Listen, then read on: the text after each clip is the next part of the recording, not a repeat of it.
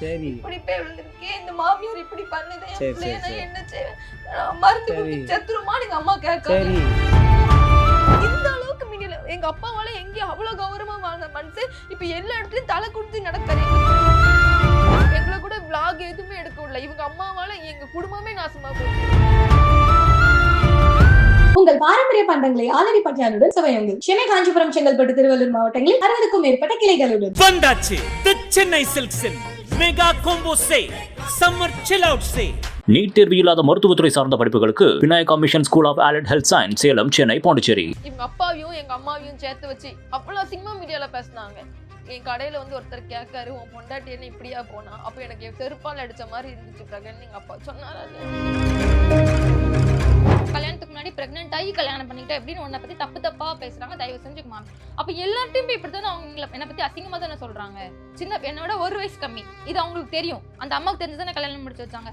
கல்யாணம் ஏன் இவ்வளவு சீக்கிரம் முடிஞ்சிச்சுன்னு வந்து இந்த கேள்வி எல்லாருக்கும் இருக்குல்ல, நான் அதுக்கு இப்பவுமே நான் ஆன்சர் பண்ணிடுறேன். கல்யாணம் ஏன் சீக்கிரம் முடிஞ்சதுன்னா, இங்க வீட்டு முன்னாடி ஸ்டேஷன் முன்னாடி கொளுத்திட்டு அவங்க அம்மா மிரட்டுறாங்க. ஒரு மிரட்டுறதே அபியூஸ். போலீஸ் எப்படி மிரட்டலாமான்னு எனக்கு தெரியல.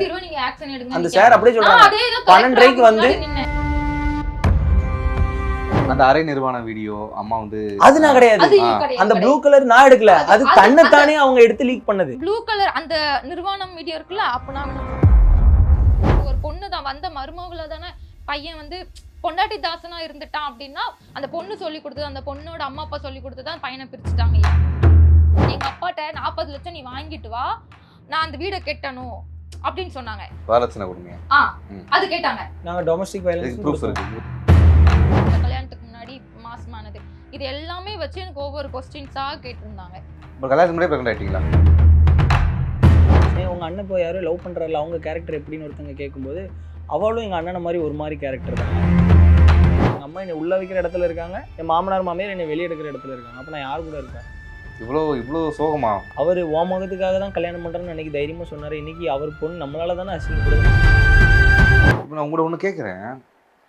புஷ்பா புருஷன், போலீஸோட, அப்புறம் சீதா புருஷன், சீதா, இந்த மாதிரி வந்து ஏகப்பட்ட பேர் வந்து அதாவது நிறைய வீடியோஸ்லாம் வருது. உங்க அம்மா அப்பா எவ்வளவு ஹர்ட் ஆகுறாங்க இதெல்லாம் பார்த்துட்டு. இப்போ இந்த அம்மா கெஞ்சதுல கையெடுத்து இப்படி கெஞ்சதுல அதேதான் எங்க அம்மா அப்பா கெஞ்சுனாங்க. எங்க அப்பா அம்மா இப்போ அது சாகுற நிலைமையில போனாங்க. அப்படி இருந்தாங்க எங்க அம்மா அப்பா. என்னால பார்க்க முடியல. இந்த எல்லாமே என்னால தானே, எல்லாமே என்னால தானே. இப்ப நான் வந்து இந்த குடும்பத்துக்கு வரலன்னா எங்க அப்பா வந்து அதே கௌரவத்துல இருந்திருப்பாங்க, அதே இதுல இருந்திருப்பாங்க. அப்ப இதெல்லாம் யாரால நடந்துச்சு? எங்க அப்பா அம்மா வந்து அப்படி சாகுற நிலைமைக்கு என்னால போயிருக்காங்க. இப்போ வரைக்கும் எங்க அம்மா இன்னைக்கு வரைக்கும் வாசல் நின்னு எங்க அம்மா அழுத்துட்டு போறாங்க. எப்படி அழுதாங்க தெரியுமா? இப்படி போய் விழுந்திருக்கேன், இந்த மாமியார் இப்படி பண்ணுது, என் பிள்ளைய நான் என்ன செய்வேன், மருந்து குடிச்சு செத்துருமா நீங்க அம்மா கேட்காது. சரி அழாத. இந்த அளவுக்கு மீடியால எங்க அப்பாவால எங்கேயும் அவ்வளவு கௌரவமா வாழ்ந்த மனுஷன் இப்ப எல்லா இடத்துலயும் தலை குடிச்சு நடக்காரு. எங்க அண்ணனுக்கு இப்போ இது நடந்துச்சு, ரிசப்ஷன் வச்சாங்க, அதுக்கு கூட ஒரு சொந்தக்காரங்க வரல. அவ்வளவு நீ உன் குடும்பம் இப்படி, உன் குடும்பம் அப்படின்னு உன் மாமியார் வீடியோ போட்டோம், அவன் சம்மந்தி வீடியோ போட்டுட்டு இருக்கா, அப்படி கேவலப்படுத்திட்டு இருக்கா. நானும் வந்தா இப்படிதானே என்னைய எங்களை கூட vlog எதுவுமே எடுக்க விடல. இவங்க அம்மாவால எங்க குடும்பமே நாசமா போச்சு. எங்க அம்மா அப்பா இப்ப வெளியே தலை காட்ட முடியல. எங்க அம்மாவையும் எங்க அப்பாவையும் எங்க அம்மாவையும் சேர்த்து வச்சு பேசினாங்க. அவ்வளவு பேசினாங்க. இவங்க அப்பாவையும் எங்க அம்மாவையும் சேர்த்து வச்சு அவ்வளவு சினிமா மீடியால பேசினாங்க. அப்ப எங்க அம்மா எங்க அப்பா இவங்க சொன்னாங்க, பிரகன் உங்க அம்மா இப்படி பேசிச்சுல பிரகன், என் கடையில வந்து ஒருத்தர் கேட்காரு, உன் பொண்டாட்டி என்ன இப்படியா போனா, அப்ப எனக்கு செருப்பால் அடிச்ச மாதிரி இருந்துச்சு பிரகன் எங்க அப்பா சொன்னாரா இல்லையா. அவ்வளவு கேவலம். வேற ஒருத்தங்கன்னா என்ன மதிக்கவே மாட்டாங்க. ஒரு மாமனார் மாமியார் வந்து அப்படியே ஒதுக்கி வச்சிருவாங்க. இந்த பையனுக்கா நம்ம பொண்ணை கொடுத்தோன்னு அவங்க என்னை ட்ரீட் பண்ற விதமே வேற மாதிரி இருக்கும். ஆனா இப்போ கூட சொந்த பையனுக்கு மிச்சமா நீ மூத்த பிள்ளைன்னு என் மாமனார் சொல்லுவாரு. நீ எனக்கு கிடைச்ச மூத்த பிள்ளையா பாத்துக்கலாம், எது வந்தாலும் நான் இருக்கேன்ட்டு என் குடும்பம் எனக்கு பண்ணாத விட எனக்கு இப்ப அவங்க கூட நின்றுட்டு இருக்காங்க. எனக்கு என்ன நடந்தாலும் பரவாயில்ல, நான் உன் கூட நின்று இந்த பிரச்சனையை ஃபேஸ் பண்றேன்னு எனக்கு சொல்றாங்க. யார் இப்படி சொல்லுவா? பொண்ணு இவ்வளவு அசிங்கப்படுத்தி இவ்வளவு அசிங்கப்பட்டோம் என்ன கேவலம் தான் படுத்துவாங்க. இவன் குடும்பத்துல போய் கொடுத்தமே அப்படின்னு ட்ரீட் பண்ற விதங்களே மாறிடும். புரியுதா உங்களுக்கு? இவ்வளவு கஷ்டம் நம்ம பொண்ணு படுறான்னு மீடியால இருக்கட்டும் எல்லாத்துலயும் படுறாளே, இவளுக்கு ஏமா வந்தேன்னு அவங்க ட்ரீட் பண்ற விதமே நமக்கு கொடூரமா இருக்கும். போவே முடியாத அளவுக்கு தான் நிறைய பேர். ஆனா அவங்க என்னைய தங்க தட்டுல வச்சு இப்போ முதற்கொண்டு தாங்குறாங்க. நாங்க என்னனாலும் பாத்துக்கலாம், நான் ஃபேஸ் பண்றேன்.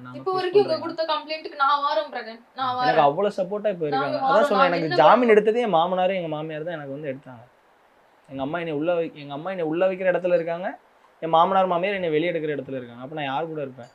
இவ்வளோ சோகமா தினமும் வந்து ரணமா தான் வாழ்க்கை போயிட்டு இருக்கா. ஆமா, எங்க அப்பா எங்க அம்மா அழுறத பாக்கும்போது எனக்கு ரொம்ப கஷ்டமா இருக்கு. எனக்குமே இப்ப என் அவங்க வலி வீட்டுக்குலாம் எனக்கு போ பசிக்குது. ஒரு மாதிரி கில்ட்டா கேவலமா இருக்கு. அதான் நம்மளால அம்மா தானே இவங்க வீட்டுக்கு என்னால போகவே அசிங்கப்படுத்துறாங்க. முடியல. எப்ப நம்ம மாசம் தான் போவோம். அவரு ஓமகத்துக்காக தான் கல்யாணம் பண்றேன்னு அன்னைக்கு தைரியமா சொன்னாரு. இன்னைக்கு அவர் பொண்ணு நம்மளால தானே அசிங்கப்படுது, நம்ம அம்மா தானே இப்படி அசிங்கப்படுத்துறாங்க, அவங்க என்ன பார்வையில பார்ப்பாங்களோ அப்படின்னு அந்த கில்ட் எல்லாத்தையுமே என்னை அரவணைச்சு கொண்டு போறாங்க. நான் கஷ்டப்பட்டுற கூடாதுன்னு இல்லையா, நாங்க இருக்கோம்.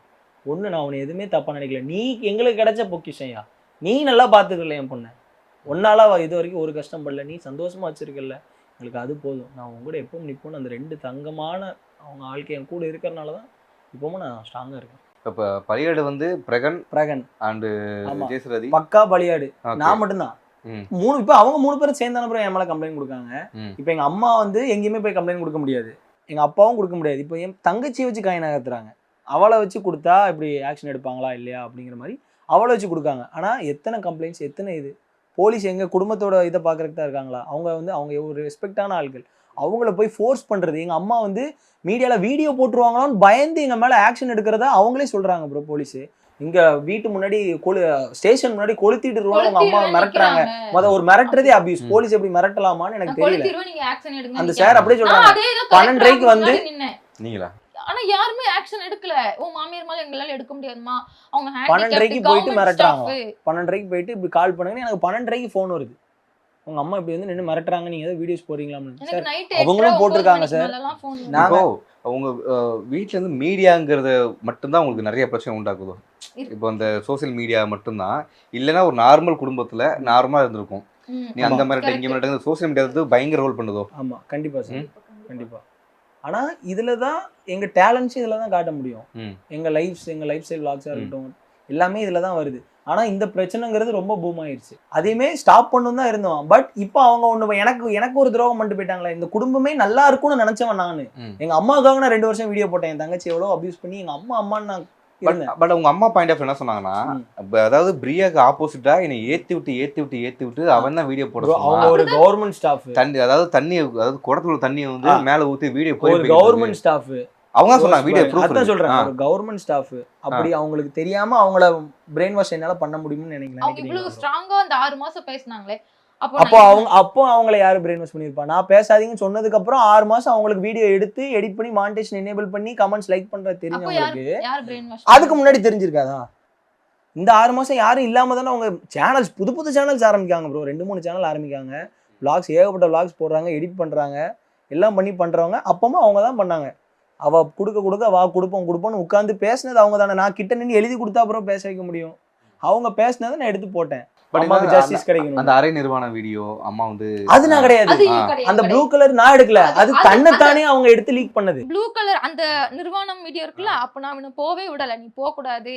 அவங்க சொன்னாங்க நீங்க வர வேண்டாம், நானே பாத்துக்கிறேன். வீட்டுக்குள்ள போறேன்னு போய் கேசஸ் இருக்கும்போது அவங்க வீட்டுக்குள்ள போய் ஃபைட் நடக்கும்போது எங்க அப்பா அடிச்சது, அது அடிச்சு கையில எல்லாம் ரத்தமாக்கி வச்சு அவங்க வீடியோ எடுத்திருந்தாங்க. அது எப்படியோ கை தவறலாம் ஒரு ஸ்டோரியில விழுந்துருச்சு தெரியாம. அது ரீல்ஸோ விளாக்லயோ ரிலீஸ் பண்ணது கிடையாது.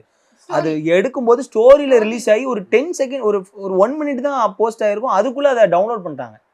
உடனே நாங்கள் டெலிட் பண்ணிட்டோம். என் ஐடியில போய் இது என்ன அம்மா யாரோ கை தவறி அதில் விழுந்த உடனே நான் டெலிட் பண்ணிட்டேன். ஆனா அதை நிறைய பேர் எடுத்து அவங்க வீடியோஸ்ல போட ஆரம்பிச்சு இப்போ எங்க சேனல்ல அந்த வீடியோ இருக்கவே இருக்காது. பட் அந்த ஸ்டோரியில விழுந்து அவங்க தான் அந்த வீடியோ எடுத்தாங்க. ஜெயசுரதி அம்மா சேனல்ல அவங்க தான் அந்த தம்ப்நெயில்ல அந்த போட்டோ வச்சிருப்பாங்க. என்னை அடித்து விரட்டினார்கள் அப்படின்னு சொல்லி அந்த அரை நிர்வாணம் வைக்கிறது வந்து நம்ம தான் வச்சாங்க. இப்போ ரீசெண்டா ஒரு ரீல்ஸ் பார்த்தேன். உங்க அம்மா அவனுக்கு இந்த அவன் இவன்ல படத்தோட டைலாக் வரும்ல, அவனுக்கு வந்து பிடிச்சி உனக்கு இருக்க தெரியாது, எல்லாம் அவ தான் பண்றா அப்படின்னு நேரா ஸ்னேகாவை தான் இது பண்ணாங்க. ஏன் உங்களை டார்கெட் பண்றாங்க? என்ன ஏன்னா அவங்க தான் கல்யாணம் முடிச்சு வச்சாங்க அப்படிங்கிறப்போ எல்லார் வீட்லயும் இப்படிதான். எல்லார் வீட்லயும் இப்படிதானே நடக்கு. ஒரு பொண்ணு தான் வந்த மருமகளை தானே பையன் வந்து பொண்டாட்டி தாசனா இருந்துட்டான் அப்படின்னா அந்த பொண்ணு சொல்லி கொடுத்தது, அந்த பொண்ணோட அம்மா அப்பா சொல்லி கொடுத்துதான் பையனை பிரிச்சுட்டாங்க. எல்லார் வீட்லயும் நினைக்கிறது தான். அதே தான் இப்ப அவங்க நினைச்சிட்டு, ஆனா நாங்க இதுல எதுவுமே இவங்களுக்கு சுய புத்தி இல்லையா, சுய அறிவு இல்லையா? ஆனா வந்து இப்ப நான் தான் அந்த இடத்துல இருந்து பிளே பண்றேன். ஒரு 4 செவுத்துக்குள்ள நம்ம ஒருத்தங்களை தப்பா பேசிட்டோம்னாலே அடுத்தவங்க மூஞ்சில நம்ம முழிப்போமா? ஒரு 4 செவுத்துக்குள்ள நம்ம பேசிட்டோம்னாலே அவங்க மூஞ்சில முழிக்க கஷ்டமா இருக்கும். ஆனா இவ்வளவு பெரிய பிளாட்ஃபார்ம்ல அம்மான்னு நான் மறந்துடுவேன், இவன் மறக்க முடியுமா? இவ குடும்பத்தெல்லாம் பேசுறதுக்கு முன்னாடி யோசிக்கணும்ல ப்ரோ. எத்தனை பேரை அபியூஸ் பண்ணி பேசினாங்க.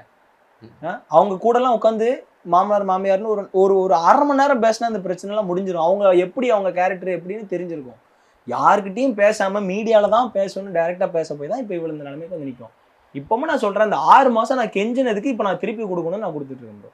பழி வாங்குறீங்க அம்மா அப்பாயும் கண்டிப்பா 100% அப்படின்னு இது எடுத்துக்கணும். பழின்னு சொல்ல முடியாது. நான் பட்ட வலி வேதனம். வச்ச குற்றச்சாட்டுக்கு அன்னைக்கு நான் வந்து அவங்க என்னைய வந்து இந்த மாதிரி சொல்லுன்னு கேவலப்படுத்தி நிறைய கொஸ்டின்ஸ் எல்லாம் கேட்டாங்க. அந்த கொஸ்டின் என்னால அந்த 6 மாசத்துக்கு ஆன்சர் பண்ண முடியல. என்னென்ன கொஸ்டின் கேட்டாங்க? ஏதாவது உங்களுக்கு உறுத்துன கொஸ்டின் என்ன கொஸ்டின்? உறுத்துன கொஸ்டின் வந்து என்னன்னா இந்த கார் விஷயம் எனக்கு தெரியாது அப்படின்னாங்க. கார் கொடுத்தது எனக்கு தெரியாது அப்படின்னு சொன்னது அது போய். அதுக்கு நான் அதுக்கு ஆன்சர் பண்ணணும்னா அதுக்கு எல்லாமே இருக்கு. எங்க அப்பாட்ட 40 லட்சம் நீ வாங்கிட்டு வா, நான் அந்த வீடை கட்டணும் அப்படின்னு சொன்னாங்க. வரதட்சணை கொடுமையா? அது கேட்டாங்க. நாங்க டொமஸ்டிக் வயலன்ஸ் ப்ரூஃப் இருக்கு கொடுத்துருக்கீங்க. கேஸ் ஹராஸ்மென்ட்னு சொல்லி நாங்க கேஸ் கொடுத்தோம். ஓகே. ஆனா அதுக்குமே ஆக்ஷன் எடுக்கல. பட் நாங்க கொடுத்துறோம். தூத்துக்குடி மகளிர் ஸ்டேஷன்ல எல்லா கம்ப்ளைண்ட் கொடுத்துறோம். இப்போ வரைக்கும் அவங்க ஆஜர் ஆகல. டவுரி ஹராஸ்மென்ட் வந்து ஃபேக் எஃப்ஐஆர் சொன்னாங்களே. ஐ மீன் ஃபேக்கா வந்து உங்க மேல அது வந்து இந்த சிசிடிவி வச்சு சண்டை போட்டு ஆடியோ இல்லாம வந்ததை அவங்க எப்படியே எம்எஃப் பண்ணி அத ஃபேக் எஃப்ஐஆர் அவங்க தான் எம்எஃப் பண்ணாங்க. அது ஒரு பெரிய வக்கீல் வச்சு பண்ணிருப்பாங்க போல. அது பண்ணதை நான் அந்த எஃப்ஐஆர்ல இருந்து தப்பிச்சிட்டேன்னா அதை போய் ஃபேக் எஃப்ஐஆர் அப்படின்னு உட்காந்து பேசிட்டு இருந்தாங்க. ஏன்னா அதுல இருந்து நான் ஜெயிச்சிட்டேன் அப்படின்னு. மத்தபடி மத்த எந்த விசாரணைக்கு நாங்க கொடுத்தது அவங்க ஆஜராகவே இல்லை. நான் ஹேண்டிகேப்ட் வீட்ல வந்து வர முடியாது. ஹேண்டிகேப்ட் உங்களுக்கு ரைட்ஸ் இருக்குல, நீங்க வீட்ல போய் சம்மன் கொடுத்துமே அவங்க எந்த விசாரணைக்கும் வரல. ஆஜராகவே இல்லை. இப்படி நிறைய கேள்வி என்கிட்ட. கல்யாணத்துக்கு முன்னாடி நீ எப்படி இவ்வளவு சீக்கிரம் கல்யாணிச்சா, கல்யாணத்துக்கு முன்னாடி மாசமானது, இது எல்லாமே வச்சு எனக்கு ஒவ்வொரு கொஸ்டின்ஸா கேட்டு இருந்தாங்க. கல்யாணத்துக்கு முன்னாடி பிரெக்னன்ட் ஆயிட்டீங்களா? கல்யாணத்துக்கு முன்னாடி இல்ல. அது அவங்க ஆன்சர் பண்ணிருந்தாங்களா ஒரு வீடியோல? அவங்களே ஆன்சர் பண்ணிருந்தாங்க. இது வந்து ஒரு சீப்பான கொஸ்டின் இல்ல ப்ரோ. ஒரு மாமியார் ஒரு மருமகள் இல்ல ஒரு மகன் பத்தி சொல்ற வார்த்தைகளா இது? யோசிச்சு பாருங்க. நேத்து வரைக்கும் ஒருத்தவங்க வந்து இன்ஸ்டால எனக்கு கமெண்ட் போட்டாங்க, என்னன்னா உங்க மாமியார் தயவு செஞ்சு சேராதீங்க, நான் உங்க மாமியார்ட்ட நான் பிரைவேட்டா போய் ஏமா இப்படி பண்றீங்க, பிரகனையும் சேர்த்துக்கோங்கன்னு சொன்னதுக்கு அன்னது அவங்க சொன்னது என்னன்னா சின்ன பையனை வந்து இது சின்ன பையன் கூட வந்து கல்யாணத்துக்கு முன்னாடி பிரெக்னென்ட் ஆகி கல்யாணம் பண்ணிக்கிட்டேன் எப்படின்னு உன்னை பத்தி தப்பா பேசுறாங்க, தயவு செஞ்சு மாமி. அப்ப எல்லார்ட்டையும் போய் இப்படித்தானே அவங்க என்னை பத்தி அசிங்கமா தானே சொல்றாங்க. என்னோட 1 வயசு கம்மி, இது அவங்களுக்கு தெரியும். அந்த அம்மாவுக்கு தெரிஞ்சுதானே கல்யாணம் முடிச்சு வச்சாங்க. கல்யாணம் ஏன் இவ்வளவு சீக்கிரம் முடிஞ்சிச்சுன்னு வந்து இந்த கேள்வி எல்லாருக்கும் இருக்குல்ல, அதுக்கு இப்பவுமே நான் ஆன்சர் பண்ணிடுறேன். கல்யாணம் ஏன் சீக்கிரம் முடிஞ்சதுன்னா இவங்க அப்பா போய் என் அப்பாட்ட வந்து பிரச்சனை பண்ணது.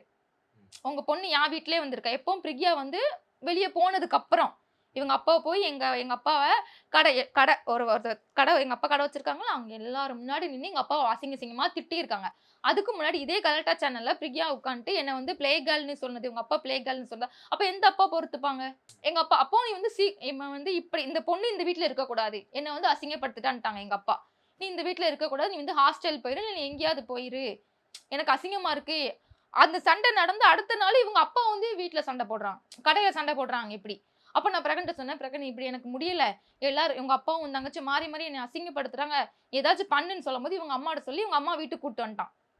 அந்த ப்ரூஃப் இருக்கு. இவங்க அம்மாவும் இவனும் தான் வந்து எங்க வீட்டுல பொண்ணு கேட்காங்க. ஆனா இவங்க அம்மா வெளியில என்ன சொல்லியிருக்காங்கன்னா, நானும் எங்க அம்மாவும் எங்க ஆச்சியும் போய் அவங்க காலில் விழுந்து சீக்கிரம் கல்யாணம் முடிங்கன்னு சொன்ன மாதிரி.